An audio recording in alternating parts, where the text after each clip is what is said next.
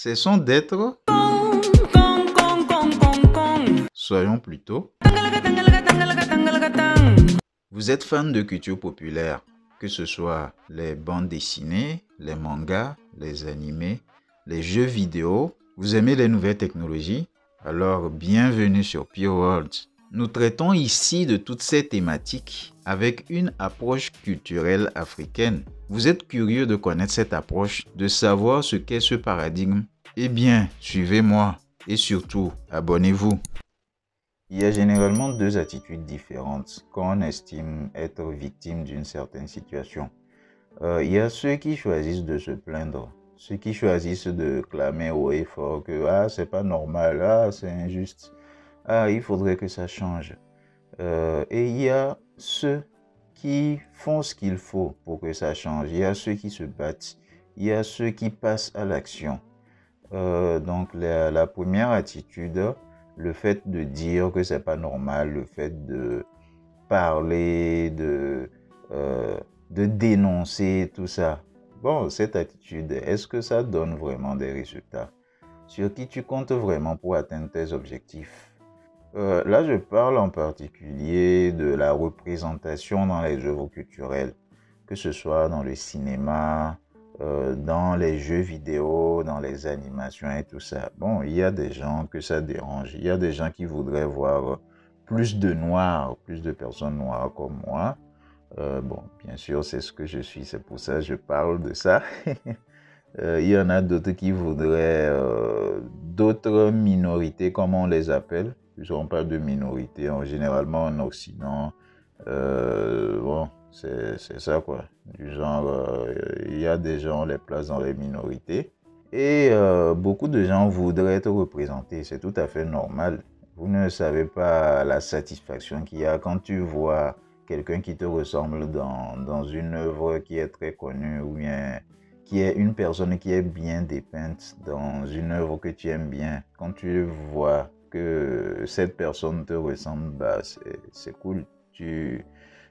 Ça augmente ton ego et ça te donne un sentiment d'appartenance. Tu te dis, bah, au moins là, on me montre, on voit très bien que je fais partie de cette société.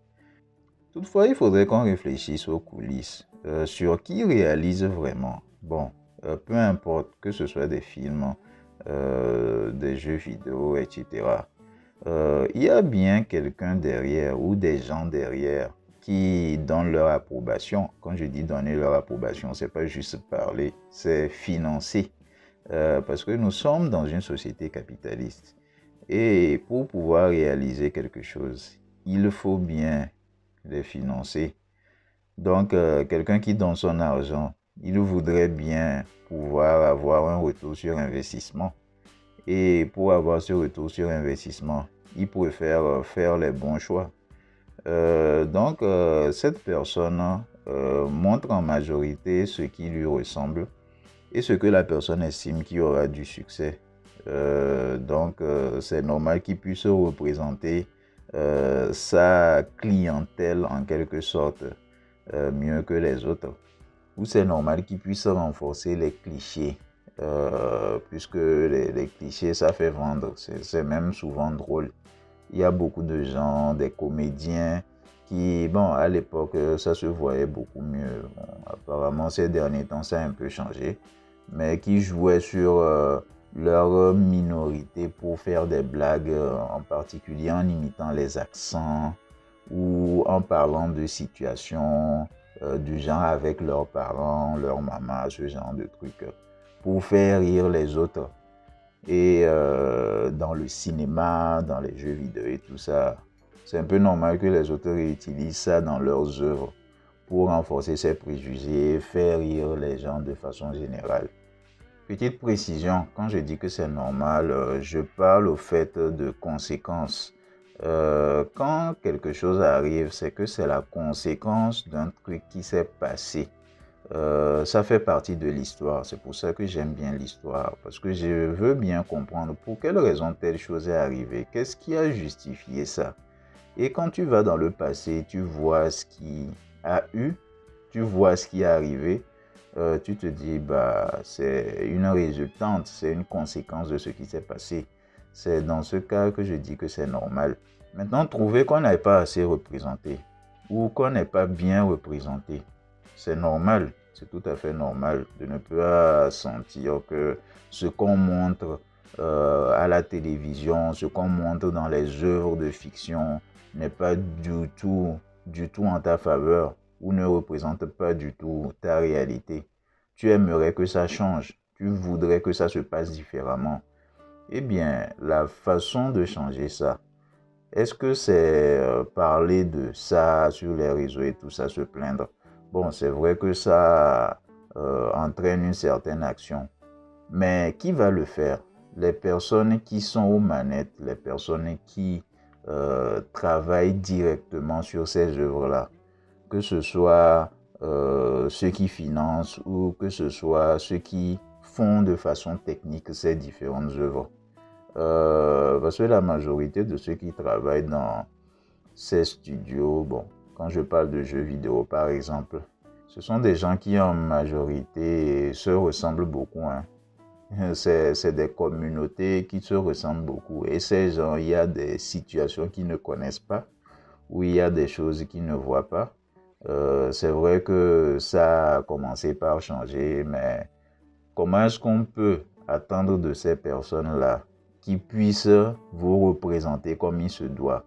Bon, maintenant, beaucoup de choses ont commencé par changer. On voit de plus en plus ce qu'on appelle les minorités qui sont représentées dans beaucoup de films.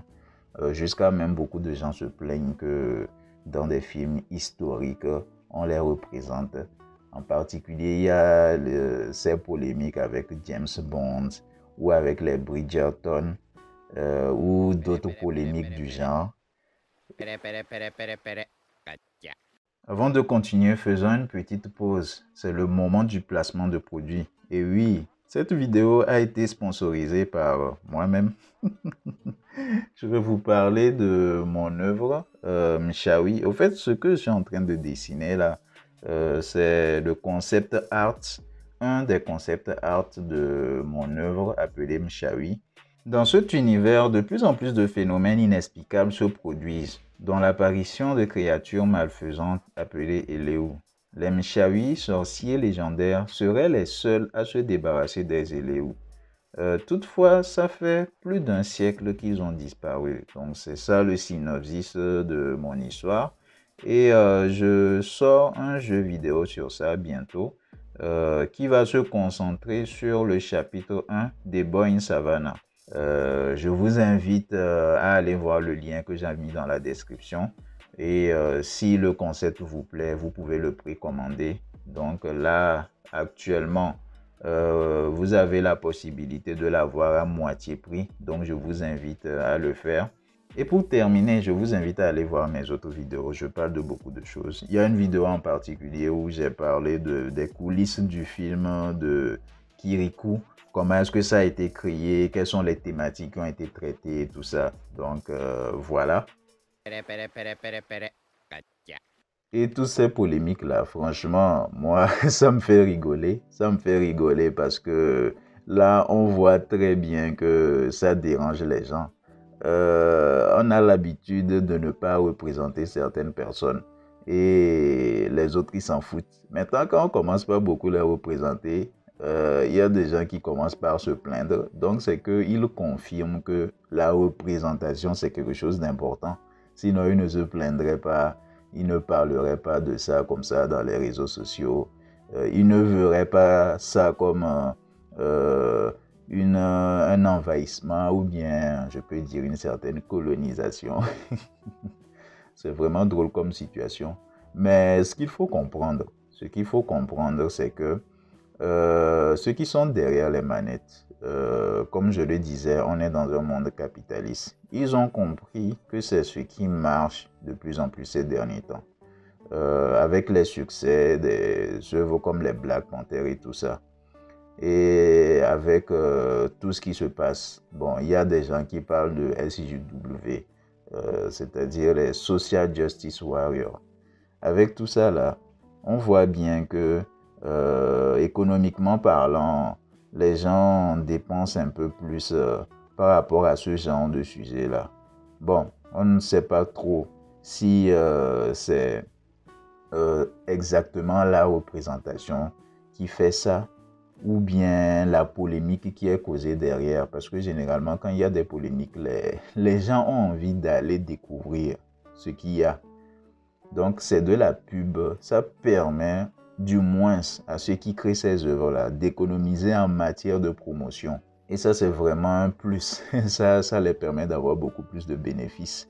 Donc, c'est ça que les gens devraient comprendre, c'est que c'est d'abord dans un but économique, c'est dans un but capitaliste. Maintenant, nous, le fait qu'on soit nous-mêmes aux manettes, qu'on puisse nous-mêmes créer, qu'on puisse avoir la direction artistique qu'il faut, ça va faire qu'on va représenter les choses comme il se doit.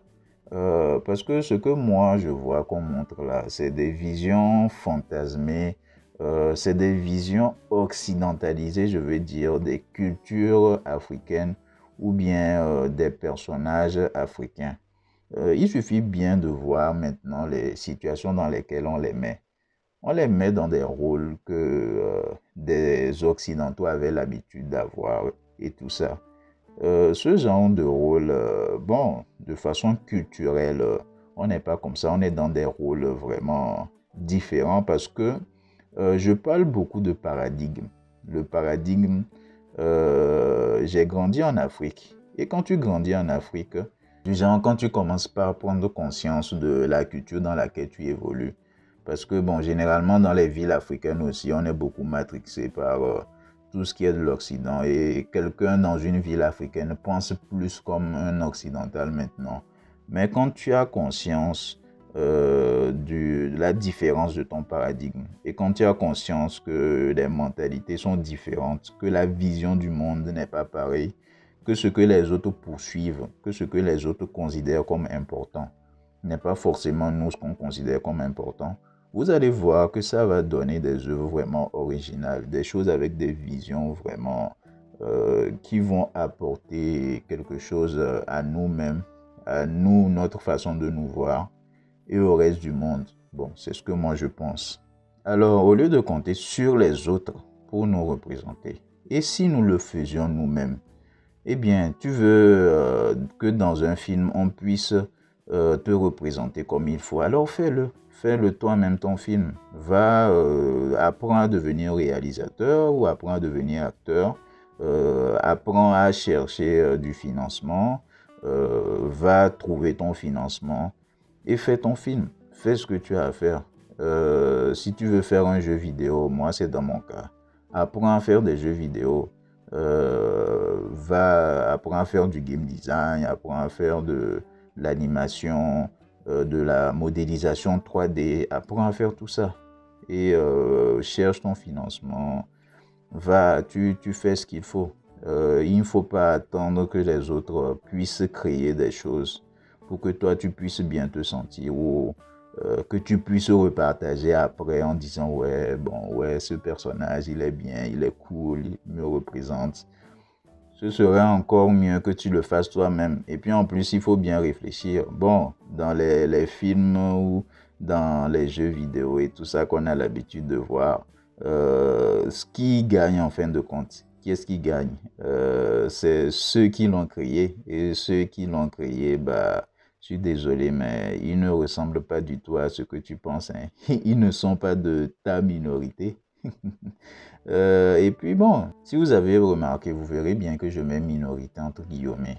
Parce que bon, en réalité, moi je suis dans un paradigme différent. Ayant grandi en Afrique où la majorité de ceux que je voyais et tout ça, bon, me ressemblent. Ils sont plus comme moi. Donc je ne me considère pas comme une minorité à la base. Bon, c'est vrai que quand tu viens ailleurs, tu vois que il n'y a pas beaucoup de gens qui te ressemblent et que tu te rends compte que, bon, ceux qui ont grandi ici, qui te ressemblent, eux, ils se considèrent comme minorité, que ce genre de sujet les dérange vraiment et que tu comprends toi-même en vivant ici depuis un certain temps, tu comprends que ces problématiques sont vraiment dérangeantes. C'est pas évident pour quelqu'un qui a grandi ici pendant des années de pouvoir changer de paradigme. Mais bon, quand même, c'est important de voyager. En Afrique en particulier, ce serait bien que la personne puisse aller et rester pendant un temps, essayer de vivre pour voir comment est-ce que les gens pensent et tout ça. Et la personne comprendra qu'on est très bien chez soi, quoi. Et surtout verra que les clichés qu'on a l'habitude de nous montrer dans les médias et tout ça, bon, c'est pas forcément. Bon, bref, c'était ça mon propos. Sur qui comptes-tu pour te représenter? Il faut le faire toi-même. Ce serait la meilleure des choses qui puisse arriver. Voilà, fallait que je sorte une vidéo parce que là, ça fait vraiment un moment que je suis vraiment occupé sur mes différents projets et tout ça. Donc, ça fait que je veux bien produire du contenu pour ma chaîne YouTube. Mais vu ce que j'ai à faire, bon, j'ai finalement trouvé quelque chose. Je me suis dit, ce serait bien de continuer par parler de beaucoup de thématiques qui m'intéressent et qui me tiennent à cœur. Mais bon, sans forcément avoir à faire trop de montage. Alors là, vu que je dessine beaucoup aussi et que j'enregistre ce que je dessine, alors j'ai pensé à ce concept-là. Vous me voyez dessiner et pendant ce temps, je parle d'un sujet ou d'une thématique. Je donne mon analyse et tout ça sur beaucoup de choses. Qu'est-ce que vous en pensez de ce format? Dites-le moi. Porte-toi bien et à bientôt. Ta culture est magnifique. Ciao, ciao.